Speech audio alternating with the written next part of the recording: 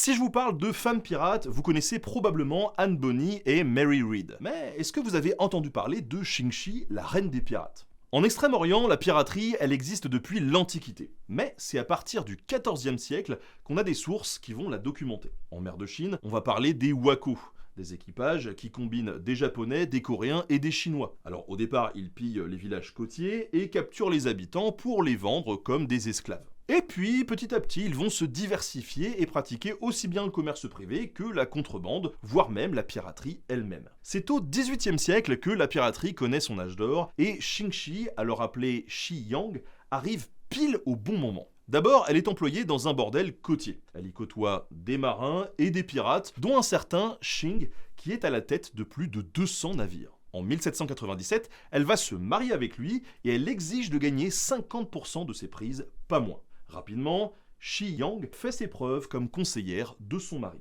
Et quand ce dernier va mourir en 1807, eh bien Xingxi, littéralement la veuve de Xing, va prendre la tête de sa flotte. Et c'est ce nom qui restera dans l'histoire, mais ces hommes vont préférer l'appeler la Tante Dragon.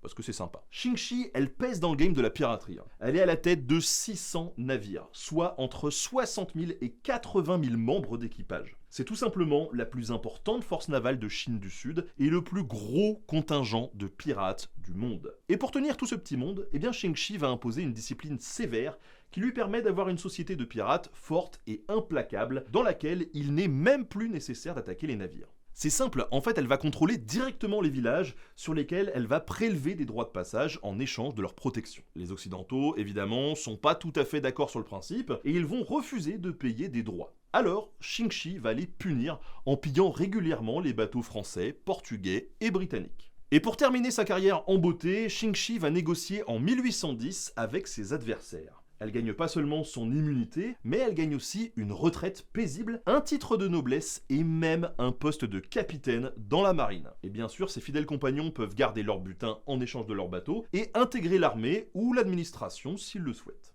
Tante Dragon va alors abandonner la piraterie à 35 ans, elle va se retirer à Macao pour mener une vie de femme d'affaires accomplie, mais cette fois-ci de manière légale. La reine des pirates s'éteint paisiblement en 1844 à l'âge de 69 ans, entourée de sa famille. C'est pas vraiment la fin qu'on attend d'une reine pirate, mais franchement, ça claque. Et si vous voulez en savoir encore plus sur les femmes pirates et les pirates en général, en ce moment j'ai un financement participatif sur Ulule.